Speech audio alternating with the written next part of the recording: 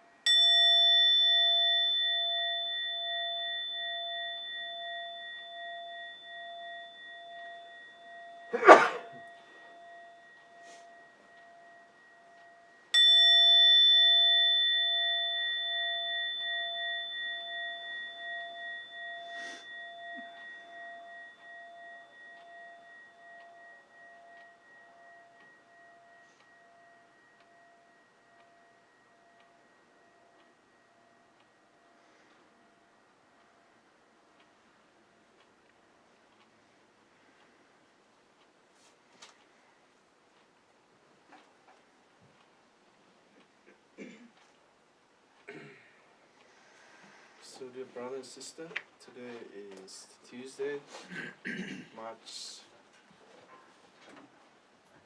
5th.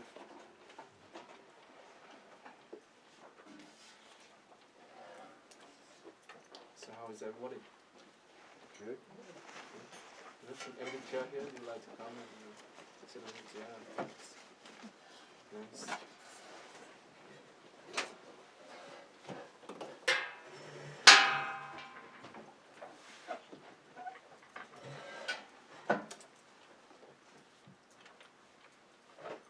So today I would like to share with all of you in one of the 4 immeasurable mind called True Love. And love is one of the 4 immeasurable mind, which is limitless. We have no space, no time, no limitations. True love. And I have come across one of the 12 true love and 12 characteristics of true love by Koki Sama. So I will talk about 12 characteristics in detail of the mind of true love.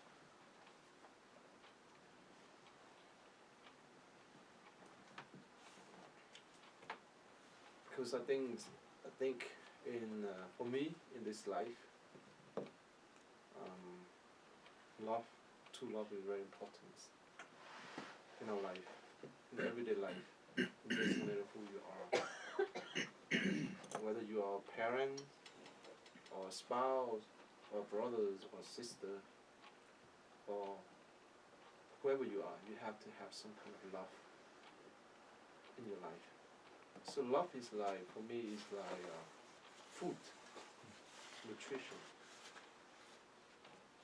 Imagine that in your life you don't have love.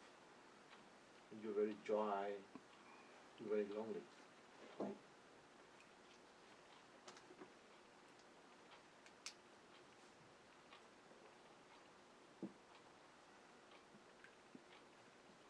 So when we come to this life, we need that elements of love in our life. And sometimes that's why we look for a spouse. In case it's by yourself, you not feel confidence enough by yourself. That's why you look for a spouse or partner, and to share that. Sometimes you have the love and you want to share that love, for one thing. And sometimes we don't feel that we have enough love, so we find someone, to double that love up. But sometimes we don't feel that, I have so much love, I want to share. And that's why you find a spouse, you find someone to share. Right? Sometimes you feel, I think I need some more love. And then you go out and look for it. So both, whether you have a lot of love you want to share or you lacking some love you're looking for.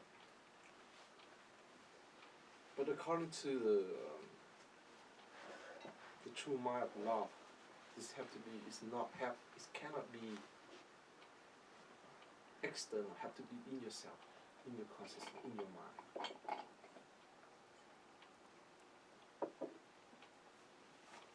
I have to send out a video, a short video clip on Facebook. They say, if you can love someone, if you can love yourself, how can you love someone? That's very short video clip. It's very good. You should see that on my Facebook.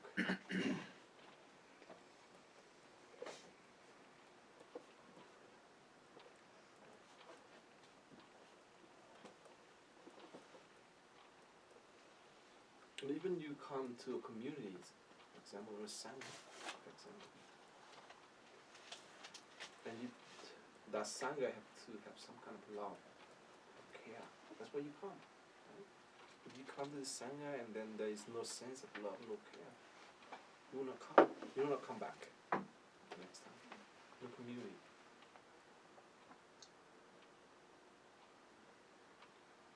So I think the true love is very necessary for all of us in our life to feel confidence of who we are, even ourselves. And when you in your heart your heart is full of love, then you feel life is different. You look at life in a different way. So the first characteristics of love is called effortless.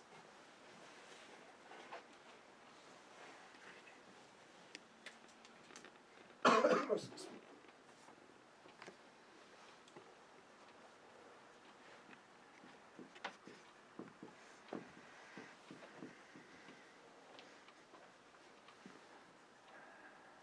This true love have to be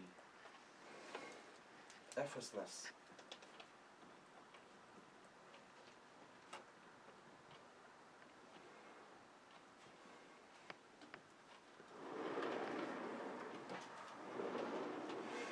Because this true love have to have the unconditional.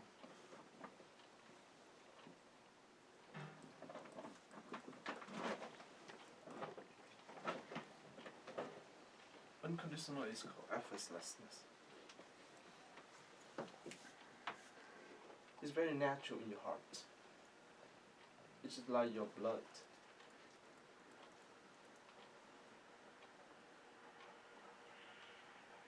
And a lot of time that in our life,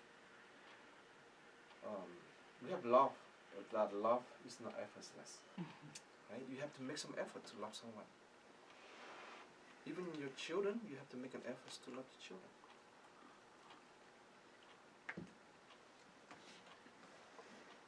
Your partner, you have to make efforts to love your partner. Sometimes he or she is very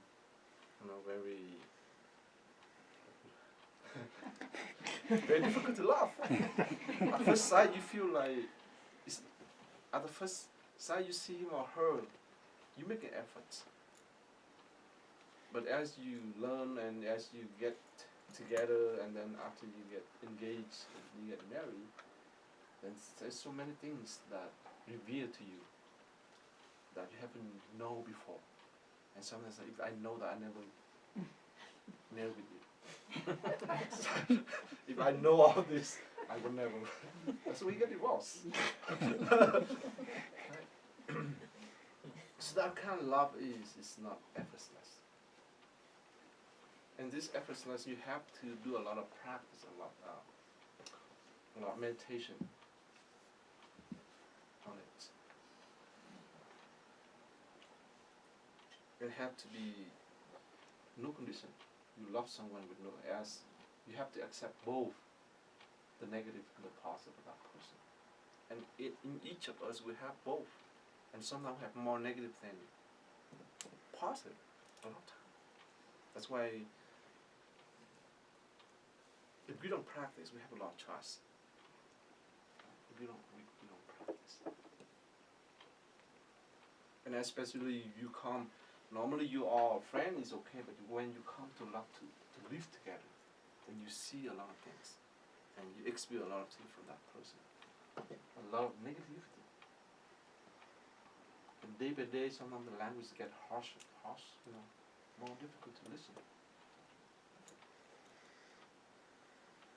So then you become, the more you live with that person, the more you become loveless. Because so many negativities are shown up in everyday life. You live with each other 24 hours a day. Maybe not 24 hours, you have to go to work. Sometimes you don't see you all the time, right? But there's day that you see him 24 hours. Or her 24 hours. But there's day that he have to go to work and go somewhere else. But you spend a lot of time with each other, right? So to make it effortless, very difficult. It's very challenging.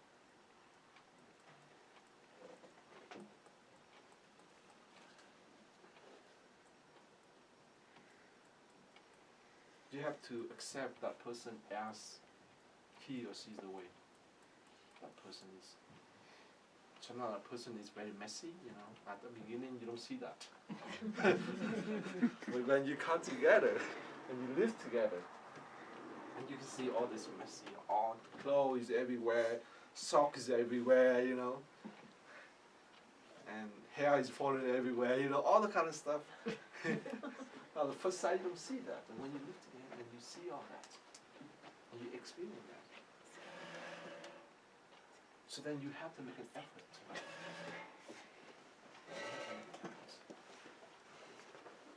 And you have to meditate every day, to accept the process. So effortless or unconditional love is very difficult. But it's all the seed is already in us. We all have the seeds of effort to love, of unconditional love. All of us. Otherwise, if we don't have that, we cannot develop that. But have this effortless true love have been covered up with all this,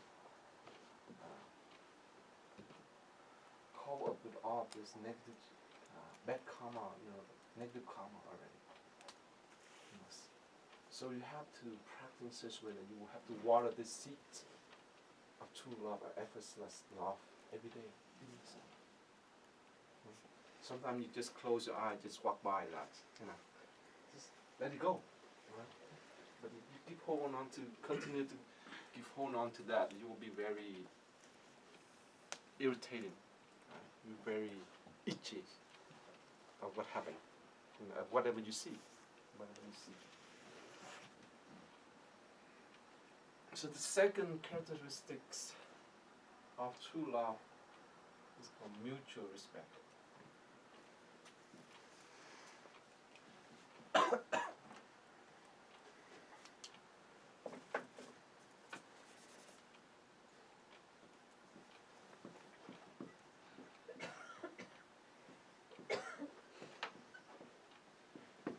It's very important.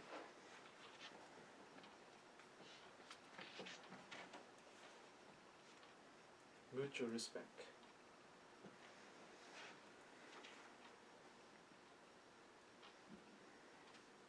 You have to respect each other as a Buddha to be. It's very difficult. Or Bodhisattva. How can you do that?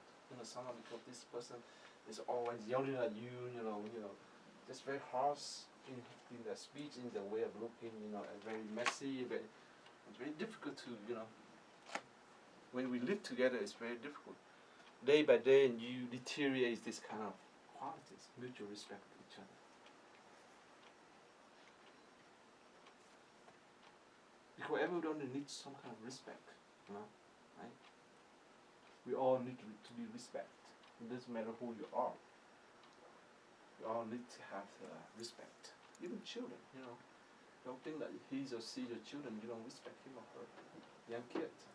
Right? Because they're going to be Buddha. Future Buddha. You don't know. Or Bodhisattva. You never know. You don't know that he or she will be a president or, something like that. So you have to respect. Or your husband and your wife, you don't know, he'll be a senator, you'll be something, do great work for the country,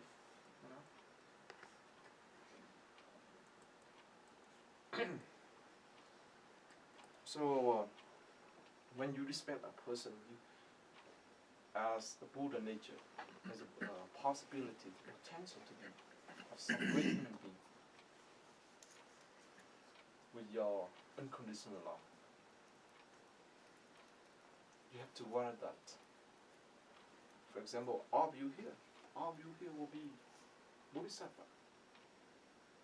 If you continue to practice, you are bodhisattva, you are Buddha nature, some enlightened being to be.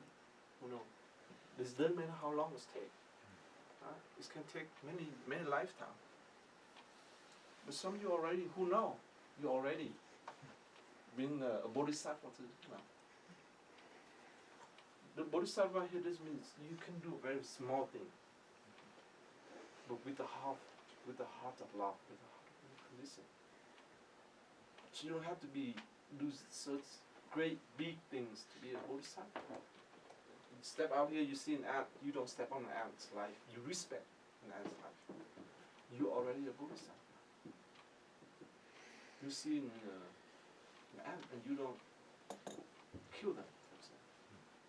You have some kind of respect in your heart for that small little animals. And I tell you, who know? You don't know, but your bodhisattva know. When you do the act, nobody know. You see an ant and you don't step on it, and nobody know that, but your Buddha know. Right? Your Buddha nature know that you do good things, that you respect life. And this happened when the Buddha got enlightened. All Mara come and test the Buddha and say, how do you know that when you do all this good deed? Nobody know what the Buddha done many lifetimes.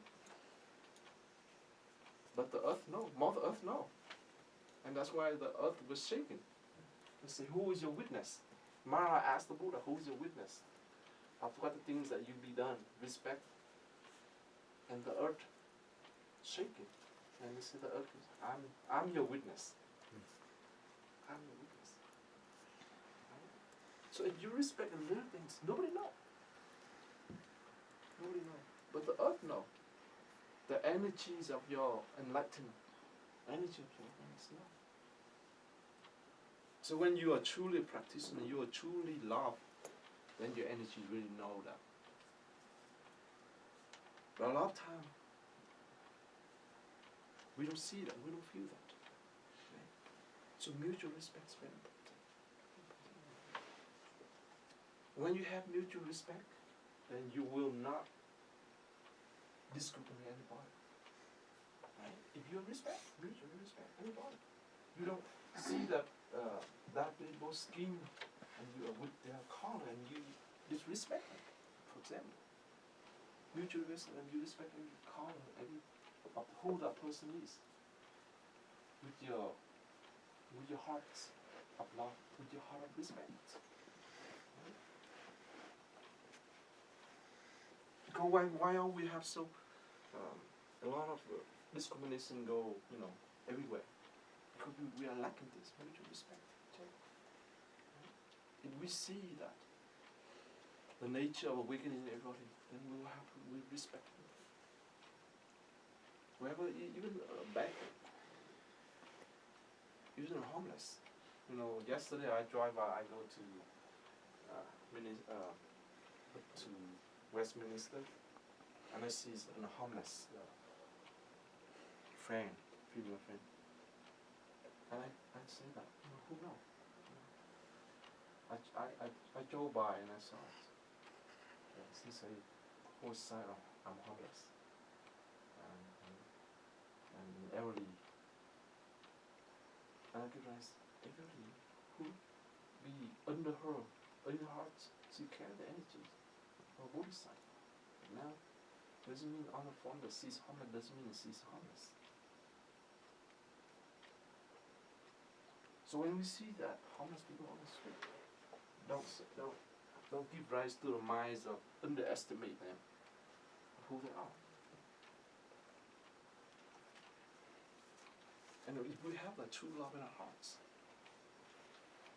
we say, if we don't do the good thing for them, don't underestimate them. That's important. If we don't give them something, just say, may you be peaceful, may you be blessed.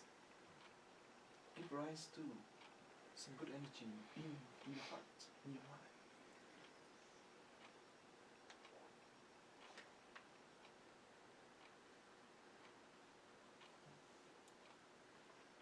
Absolute mutual respect.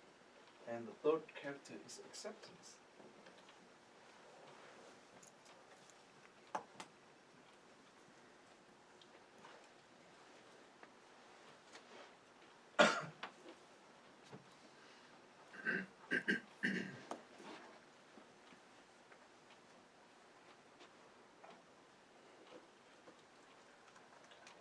We accept whatever that person is.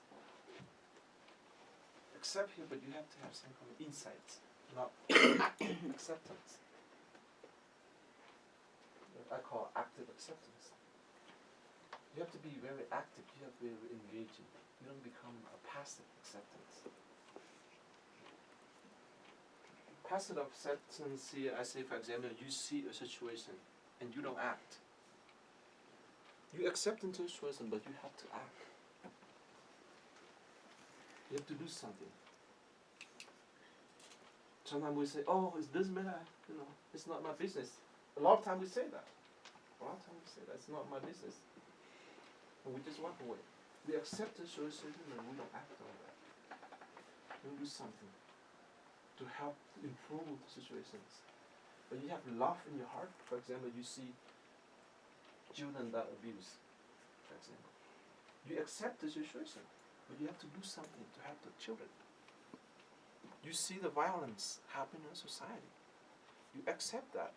Our violence is in us. Abusive energy is in every one of us. Right? And you accept that and you have to do something to change, to help to improve the situation.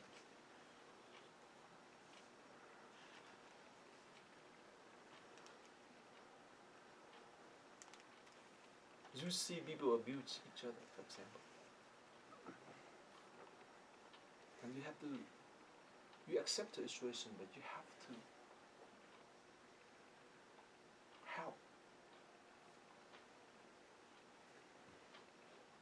Just don't say that, it's not my business. A lot of times we say that. It's none of my business. A lot of times we do that. But accept in a ways, how can we accept? We don't get hurt. That's another question.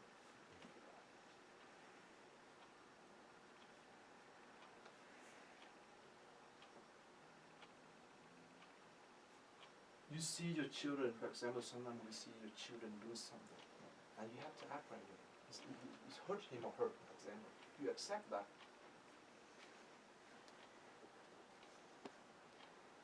You don't use your authority to abuse him or her. But you do from your heart. You act from your heart, from your love, from your care. And sometimes we accept the situation, we do, and then say, we ask ourselves, well, how can I do a lot, but other people don't do anything? Mm-hmm. For example, like that too. And then you become very upset. You get upset. And how can people don't act? Sometimes we act upset too. So you do with your own hearts, from your hearts.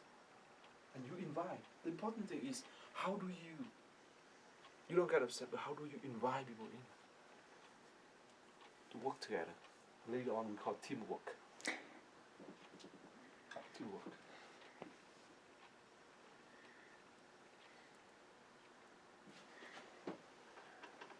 For example, when I was doing something, Das was in the room, I invite him, it's on a snow day. I can do that. I can plow the snow myself. Except I see the shows I need to plow the snow so suddenly people can come in. So I say, Das, can you come help me? I do this. I plow the snow, you shovel the snow. Just invite. Just open the invitation. Instead, and then if I don't do that, I can get upset. I say I do work, and you just just lay in your bed, watching movies, stuff, and I can get upset. And I say go back there, and I very grouchy with him. It doesn't work that way. But I just say, oh, can you go and help me out? You shovel the snow, I plow the snow, so people come in and sort of blow the snow. After you shovel the snow, you have to blow the snow too, so that it can melt faster. So on Sunday, the kids come in, they don't get slippery. People don't. That's you do from your heart. Nobody know. Leave it alone. Every time I go, I see the snow, I plow right away, because I know that if some of you come and you get slippery, you fell,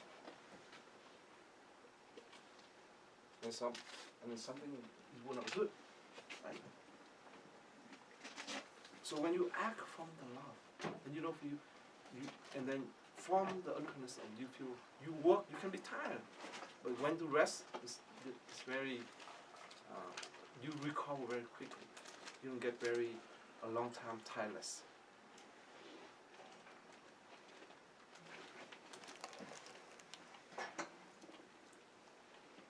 Acceptance.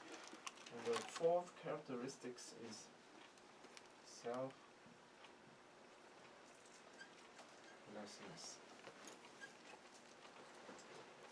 It's very important. Selflessness in Buddhism is very important. Teachings.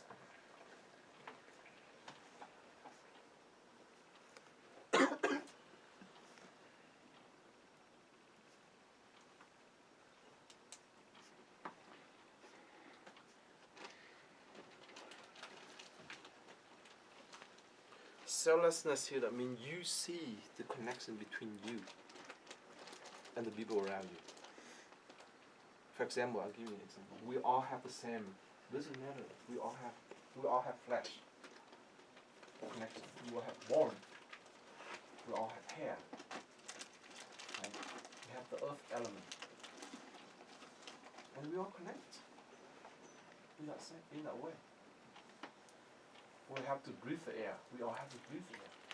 The wind, we call it. We all have blood, water. You see the connection between you and everybody around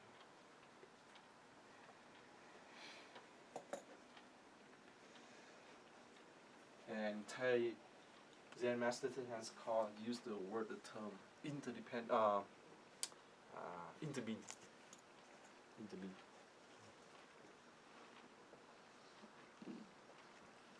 And another word is interdependent co-resident, all the same. Interdependent.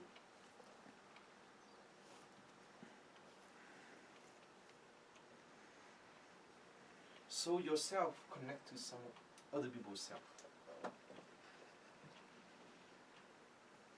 And we all share the air that we breathe. Right? All share. So we have to take care of the trees. We have to take care for the oxygen that we need to breathe. And that is part of selflessness.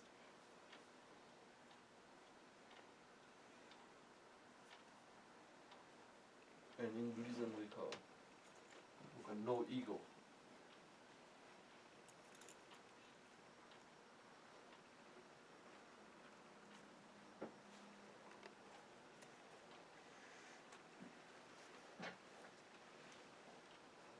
So when we see the selflessness, we are caring for each other. My health depends on your health too. For example, if you got a cold, and you cough, I will influence from you. And if I have a cold, and you calm, I speak, and that virus go out and spread out on you, right?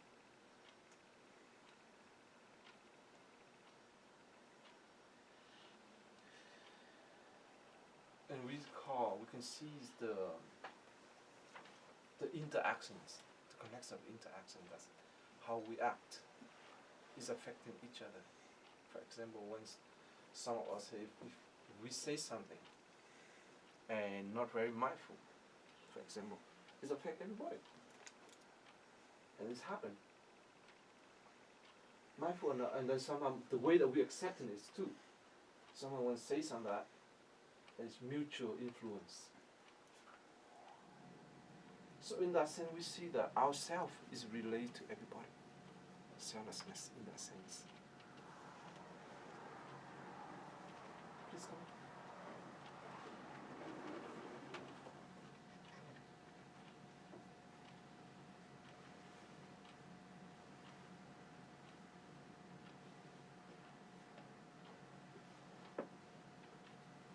But each of us, we have an individual self also.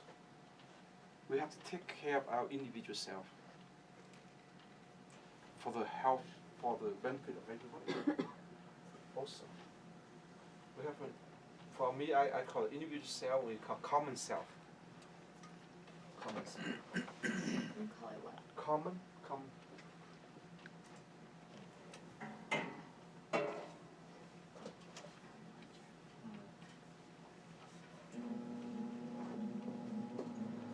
Self. Or you can call it a community self. Community.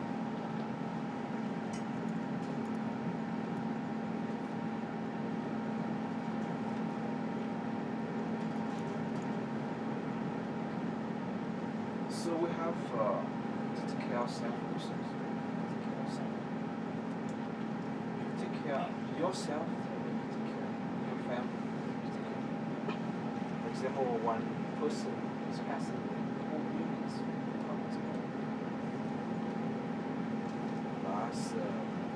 last week, I have one known is passing away. I was in California. So I come back my own.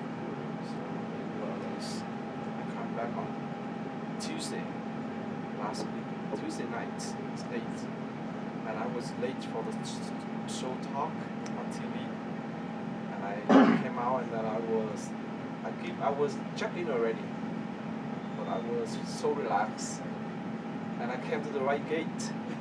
But they changed the gate. And I was hungry, so hungry, I buy a French fry and I eat. And I still hungry, I buy another one.